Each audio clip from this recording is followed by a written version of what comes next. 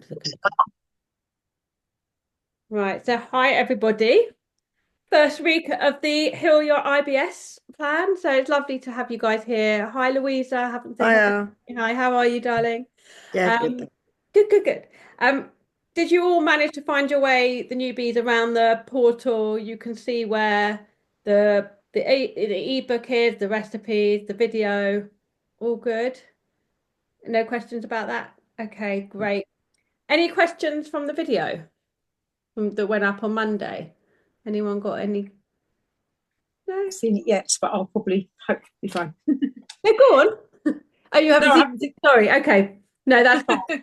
So, I mean, obviously, we're looking the focus of the program is IBS, but as I said in the video, we don't. It's not always possible to get a diagnosis of IBS, and IBS is such a vague diagnosis that really sort of any gut issues can be sort of resolved with the program that we're going to follow for the next 4 weeks. But also, it's just a great way to kind of get back to focusing about our health and well-being because obviously the gut is connected to everything. So, and we're going to look at that more over the coming weeks when we look at like the gut brain axis for stress and how stress impacts our IBS. And also, just like our immune system so connected to the gut as well. So everything's connected. So if you're looking to improve your health and well-being or lose weight or anything like that, dealing with it from a gut perspective is a really good foundation. It's a really good way to do that. I know that most of you filled in the questionnaire, so I've got a good idea of where everybody's at. Um, the theme this week is remove. So what we're trying to do is we're trying to go through like a logical process that I go through in clinic. So what we want to do is when somebody presents with IBS and we don't always know exactly what's triggering the symptom, there's a logical process, a logical step that we go through. So we start with remove, which is removing not only the food, but also we're going to talk a little bit about the parasites and the overgrowth of different microbes that can be in the gut, which can trigger IBS. And then next week we are looking at relieve, which I think it's relieve. I've got to check my list. But basically, we're going to work through everything. So we're going to look at, let me get the list up so I can tell you properly. Should know it by heart. It's only 4 weeks, but menopause brain means I can't remember everything. Um, where is it? There we go. So yes, week 2 is relieved. So that's looking at common symptoms. So if you're struggling with acid reflux or diarrhea or constipation, or you're getting flatulence, lots of gas or lots of bloating, we're going to look at specific things that you can do to treat, to heal, to resolve those specific symptoms next week. So that will be really good to do. Then the following week, we are looking at rebalance. So that's looking at the gut brain axis because I thought that was quite a nice time to bring that in because we're looking at balance and stress support and things like that, and how that all works with the gut. And then looking at in week 4 is replace. So it's replacing the microbes in the gut because the microbes in our gut, there's more microbes in our gut than there are like other bacteria on the body. So more cells in our body, I should say. So for every cell, there's a bug or a bacteria in the gut as well. So it's really crucial that that gut bacteria is A, being supportive with a healthy terrain, and B, that it's in the right balance. And it's going to be slightly different for everybody, but there's certain bacteria that are really beneficial and we want there, and certain bacteria we don't want there. So this week we're looking at remove, but before we do that, I want to share a lovely picture for you, which is a really useful let me see. So this is what we call, make it bigger for you, the Bristol stool chart. So this, I'm going to put this in one of the modules as well. Can you all see it?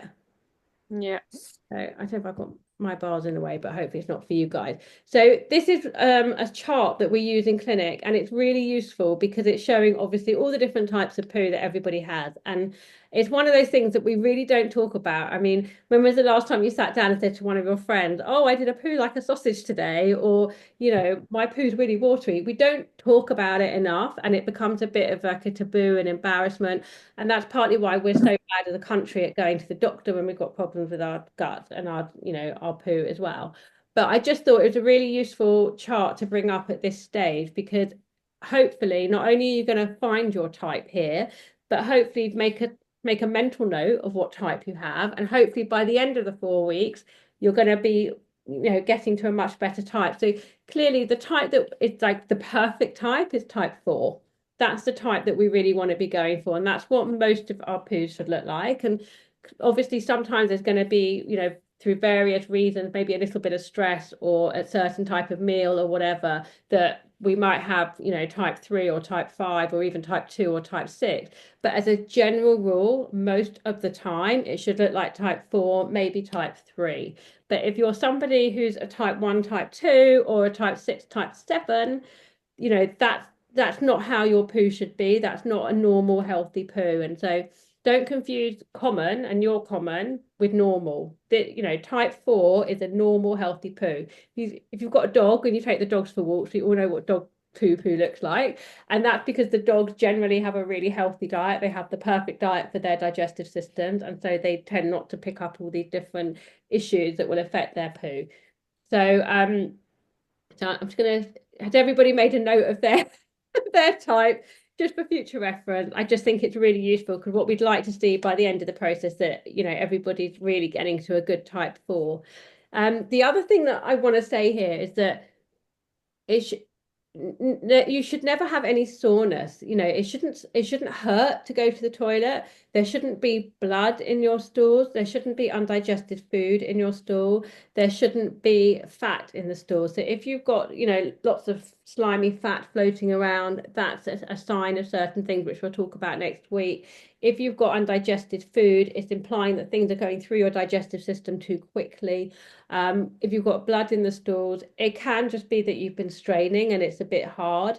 But of course, if that's a persistent thing, especially if it's dark brown blood, you should go to the doctor and get it checked out. Generally, if it's bright red blood, it's implying that it's quite fresh and it's come from the end of the digestive tract, like the far end, and therefore it's more likely just to be like a little tail or pile. But if it's very dark red, it could be a sign that it's come from further up the digestive tract and you want to get that checked. So this is where we're all going to be aiming for a nice 4. You should also be going once a day, at least. I mean, I would say anything up to 3 times a day is normal and healthy and how it should be. But obviously, when I'm saying 3 times a day, it's not 3 times a day as a type 7 or type 1. It's 3 times a day as a type 4, maybe a 3.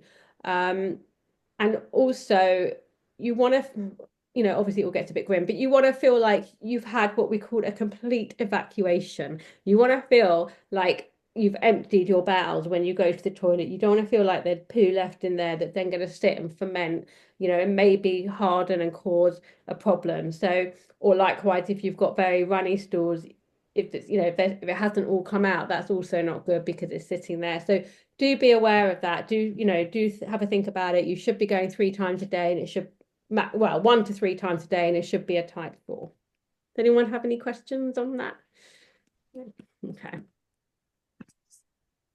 Right. So we talked in the video about foods that we want to eliminate because they're the common triggers, they're the common irritants that cause inflammation in the gut. Did any of you think kind of, oh, when you saw a particular food on a video, oh yeah, that's one I should be cutting out? Did one of them resonate? I think quite a common one is dairy and gluten. They can be quite triggering for some people. Also, some people find, coffee, caffeine can be quite triggering, but definitely like the sugar and the ultra processed foods, that's what we want to be getting out right now. And that's going to be really helping everything in the gut to calm down so that next week when we do relieve, that, we've already started to calm down the inflammation in the gut.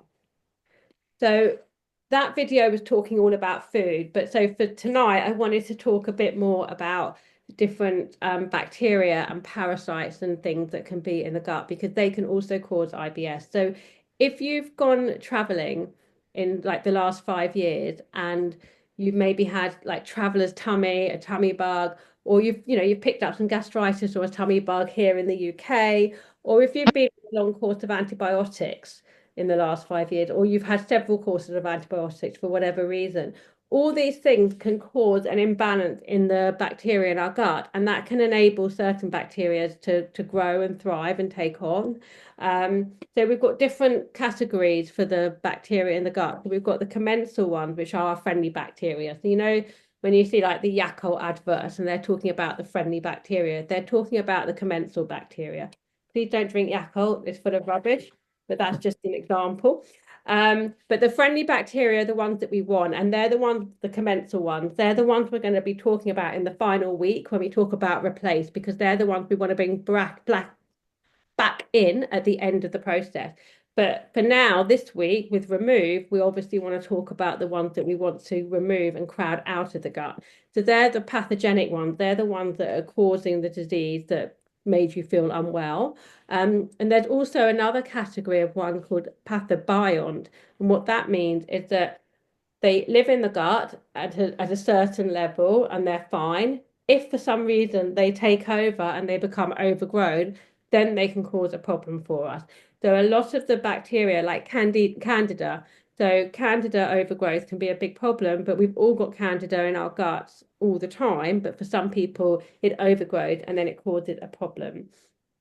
So does anyone think they picked anything up from traveling, or they noticed that their IBS was triggered by being ill or having a course of antibiotics? Does anyone think that refers to them? Jackie does. Were you traveling?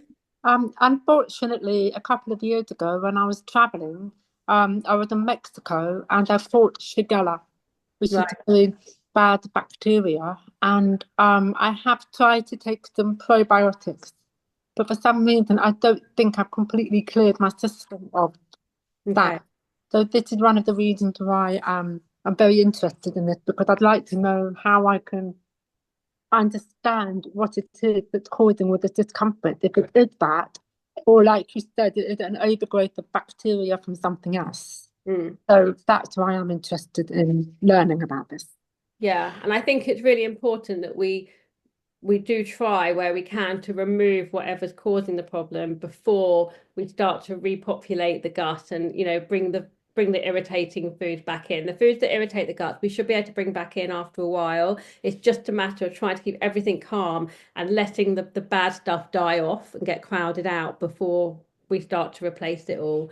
So yeah, that's definitely right. Another one that came up on the questionnaire, she's not here tonight, but was H. pylori. So I know someone has had H. pylori, and I think there was Candida as well on one of the forms as well. So H. pylori, Helicobacter pylori is a really common pathogen, a really common parasite that can take hold. And again, we actually do have H. pylori in the gut. Most of us have some there, but for some reason with certain people, it overtakes and it becomes problematic. And then the Shigella one that you had, Jackie, that tends to be lower down in the digestive tract, and that so if it's lower down in the digestive tract, you tend to get more loose stools and cramping and urgency to go. When you've got something like H. pylori, which is higher up in the gut, it's actually more in the stomach. So then you tend to get nausea, heartburn, and you tend to get sort of upper abdominal bloating as well, and maybe feeling full very quickly, things like that. So sometimes the type of symptoms you have can indicate whether it's something, stomach and higher up, or whether it's more sort of in the lower end of the intestine. So that can be quite helpful to let you know how to maybe treat it, how to maybe deal with it. Um, if you go to the doctor, the GP, and you say, oh, I've picked up this bug or whatever.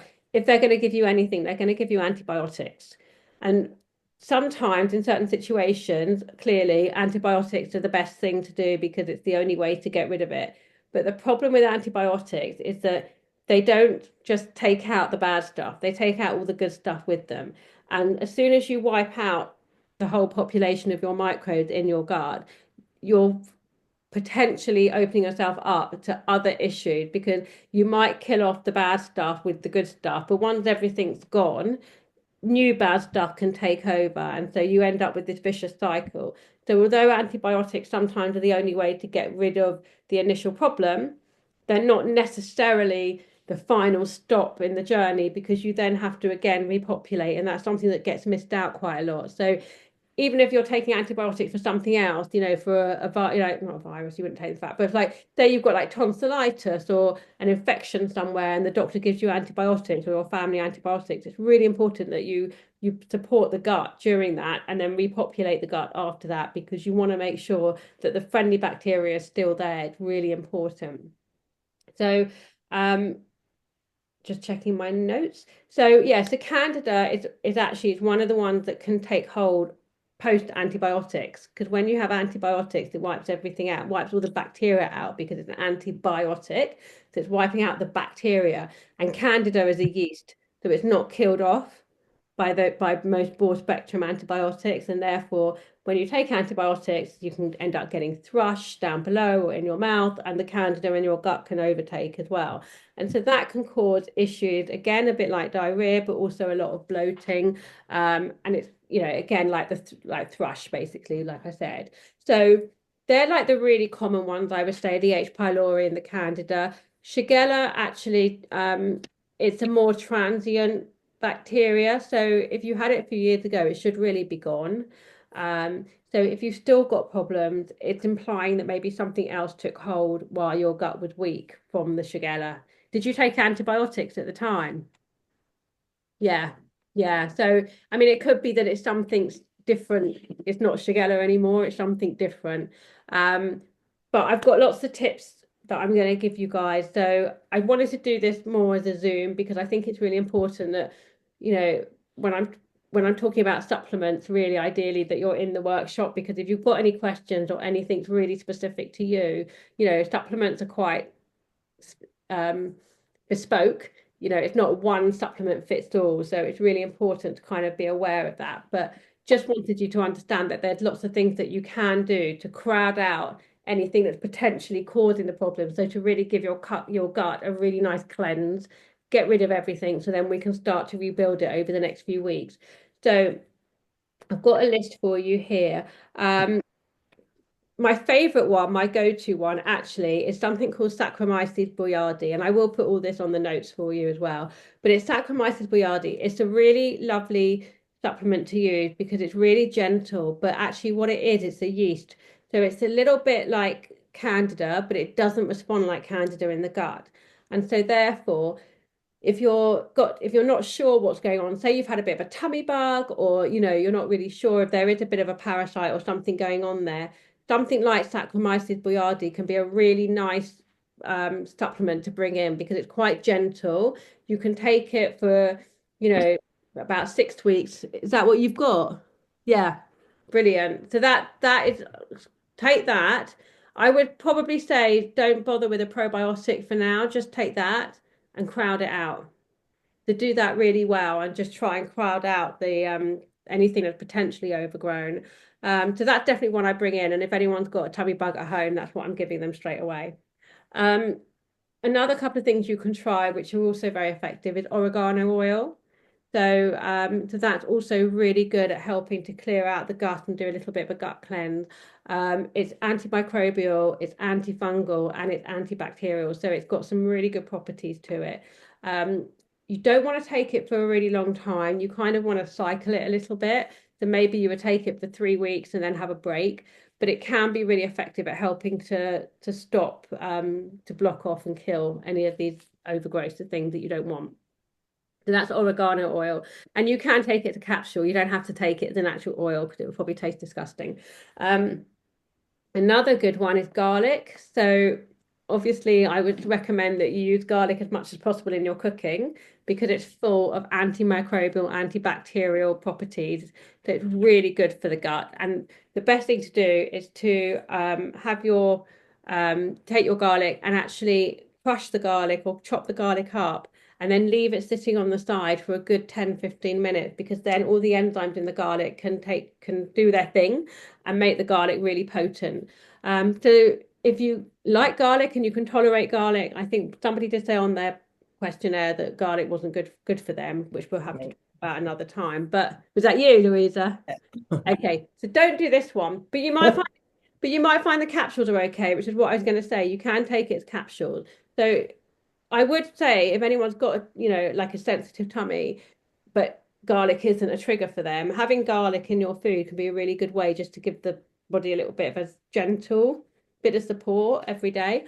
But you can take garlic capsules and you might find that doesn't affect you in the same way, Louisa. So you could try that.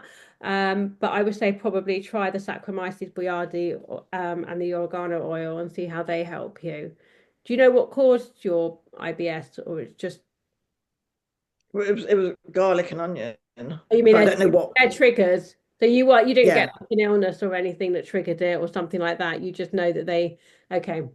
yeah. So with you, it's probably looking at sort of improving the digestive juices and things like that, which we're going to do in a couple of weeks. But I think it's definitely worth maybe considering like a gentle oregano oil or something like that, just for a couple of weeks, just to give the gut a little bit of a cleanse and see if that helps.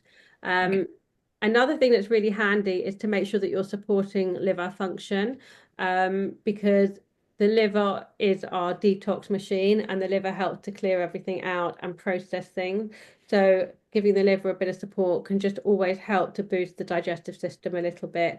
And also there's the some of the bad bugs in the gut that are triggering your symptoms, they can be affected by some of the same supplements that are in liver support. It stops them binding to the side of the gut wall.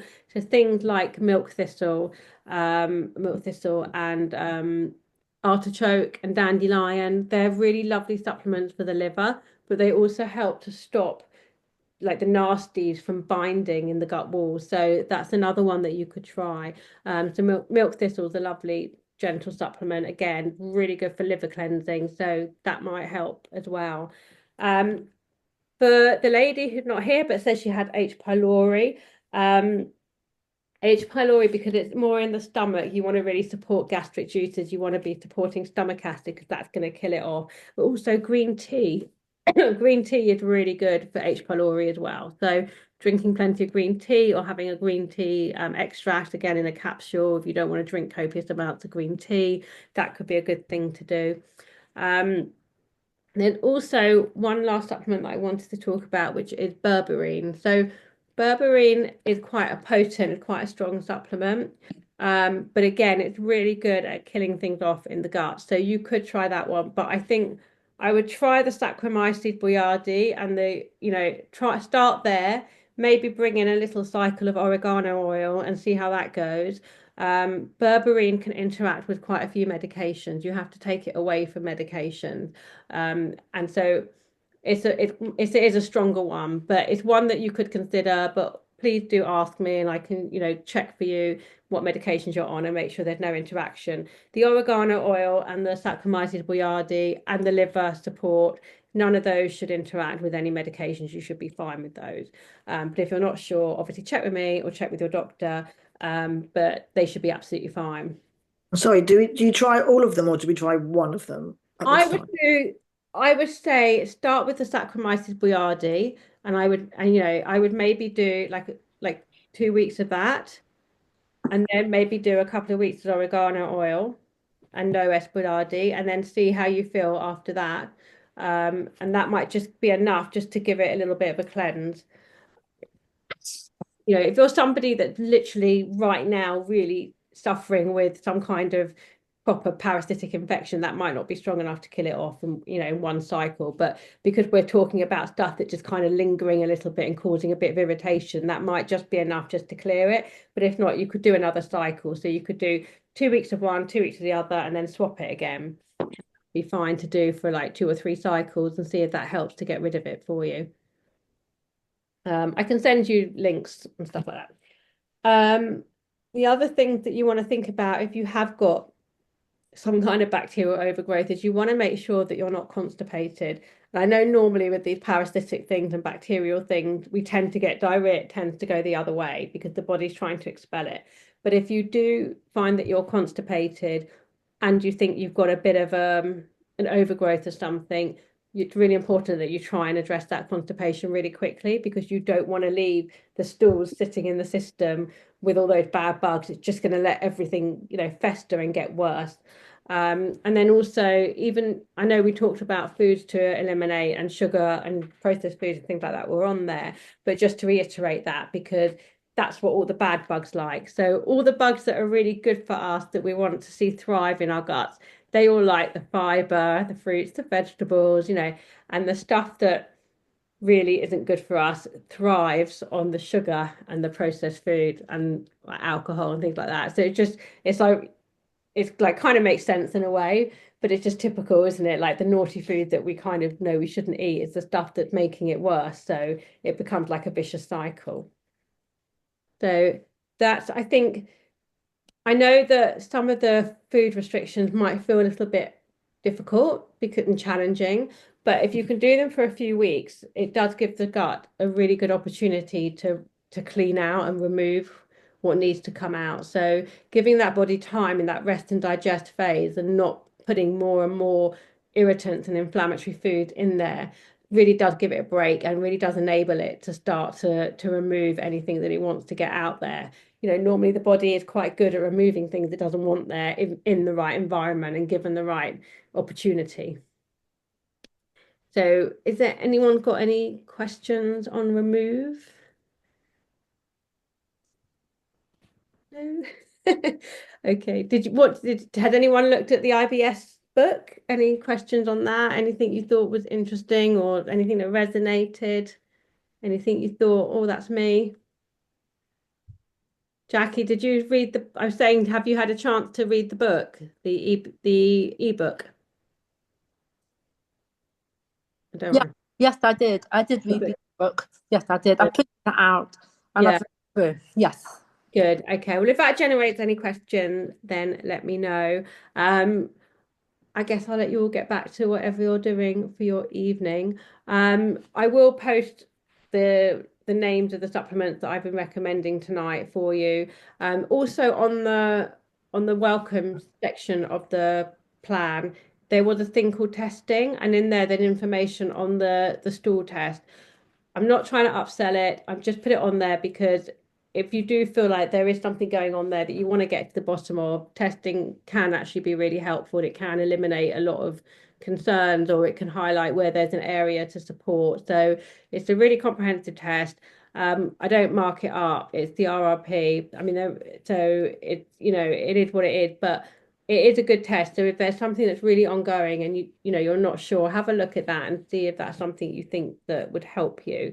But hopefully by the end of the 4 weeks, you're going to have a really good understanding of how to support gut health and how to eliminate IBS, and you'll be really feeling a big improvement.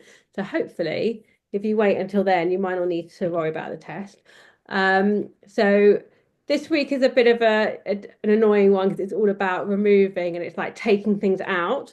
But next week, when we can look at relief, it gets a bit more sort of, I guess, for me, a bit more interesting and a bit more nitty gritty because we can really look at have been quite impactful on particular symptoms, how to address those, and then the following week looking at the gut brain axis and all of that. So it does get more interesting. It just obviously to get there, we've got to remove everything and start at the bottom and rebuild everything up. So this foundation part is really quite important because if you do this properly, you're laying a good foundation for the next 3 weeks, and it's going to really help you to get a really good result on the plan. So, Just a quick question. yeah. With removing everything, which I have been doing, but say you had a little bit of something, is that going to put you back to the beginning, or does it not matter if you have?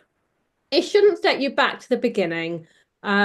It really depends on what the food is and how triggering it is for you. I mean, if it's somebody who's lactose intolerant, for example, and they drink a milkshake, I would say that's going to set them back quite a bit. But if it's somebody that, if say it's sugar, but sugar's not really a specific trigger, it's just that we know it's feeding the bad stuff in the gut, and you've eliminated a lot of sugar, and then you just happen to have one sugary thing, that's not going to set you back. So I think it's just kind of being aware of that context and knowing your body and what probably isn't good for you. It's a bit individualistic. Okay. Lisa, Yeah.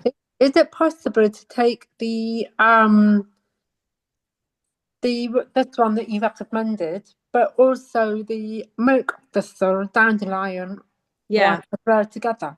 Yes, you can do both together. I'm trying to think if you're taking both. I personally would take the milk thistle one at night because it's the liver support. So I think it's quite nice to do that one at night time when you're not eating anything, the body's in rest and digest, and the liver's doing all its work. It's quite nice to bring it in then.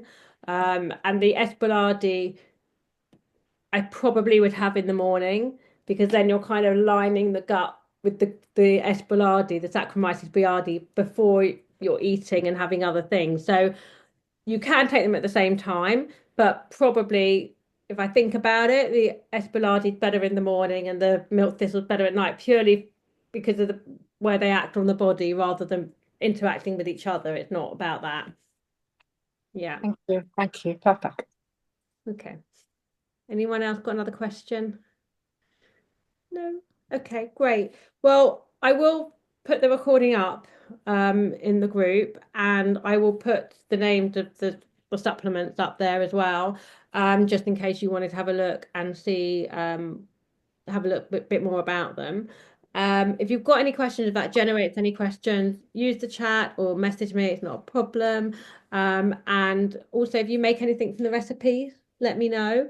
And I will probably, I've just been really busy in clinic this week, but I am planning to come on and do a few little pop-up things as well and like give you some more information and extra resources.